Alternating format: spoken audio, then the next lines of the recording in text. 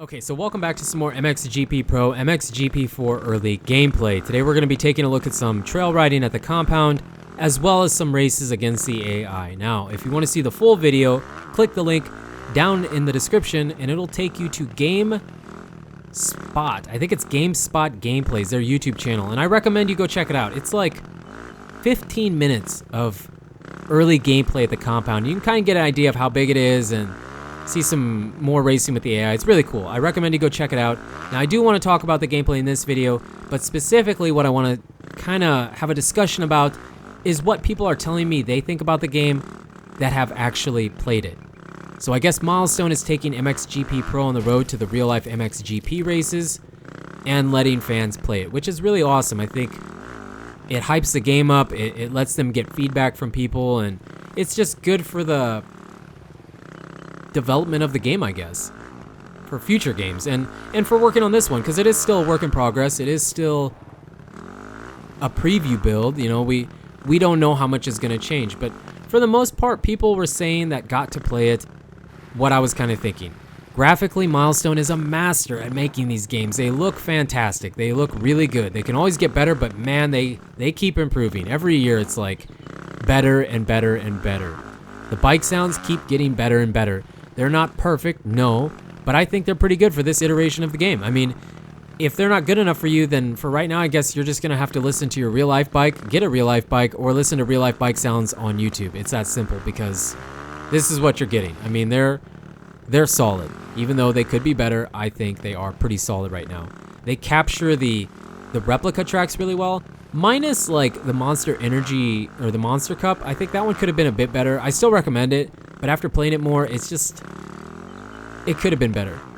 And San Diego, man. San Diego was like awful. I don't know what the heck happened there, but that track is like the worst track I've ever like rode in the game from Milestone. 2 strokes have been confirmed, just like in MXGP3. That's what you guys were telling me, that 2 strokes were in the game, just very similar to like they were in MXGP3. Now, here's where it gets a little bit, I guess, interesting. With the clutch, some people said they felt like the clutch was working a lot better. Other people said they didn't notice as much of a difference. So I guess I don't really have a lot to say on that until I've actually played the game. The ruts was another thing. I know a lot of you said that you got to play the game, but you didn't play it a lot, so you really don't know how much taking the exact same line would develop a deeper, thicker rut. So we don't really know. I mean, clearly the track is going away, deteriorating, but you know, I mean, it was just kind of you got to test it. You didn't get to play for a long period of time, so we don't really know about the ruts. Now, one thing we do know is throttle control. One person specifically one person said that when they came out of a corner to hit a jump, if you just full throttle that thing, you went down, or you just didn't, your back end was spinning out and it just didn't really work.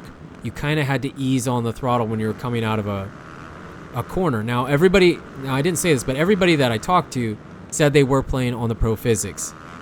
Also, when you overjump or underjump something, you're crashing. They said you're definitely crashing. No more are you just going to case into everything. So that's nice to know that there's going to be I guess a skill gap kind of to hitting sections.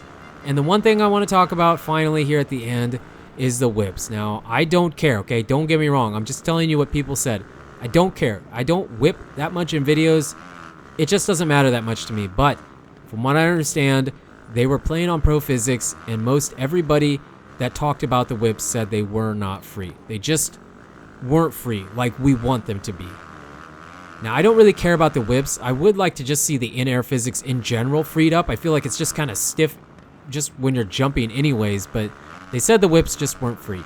3 weeks left. They can change things. The game is always subject to change, but I feel like with 3 weeks left, to completely free up the whips would be like a big deal. I mean, I don't know if you can do something like that in 3 weeks. It seems like that would be a pretty big project, but you never know. Milestone has been known to completely change things, and when you get the game in your hands, it's not what you thought it was going to be. It's even better. So we have hope, and maybe they're more free than we think. I mean, this is just what I've heard. I haven't actually played it, and I'm still pumped. I mean, I'm still excited for it and excited to see what they're going to do with it.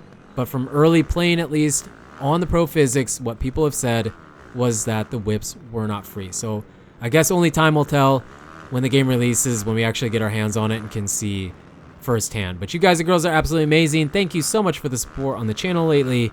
And until the next video, take it easy.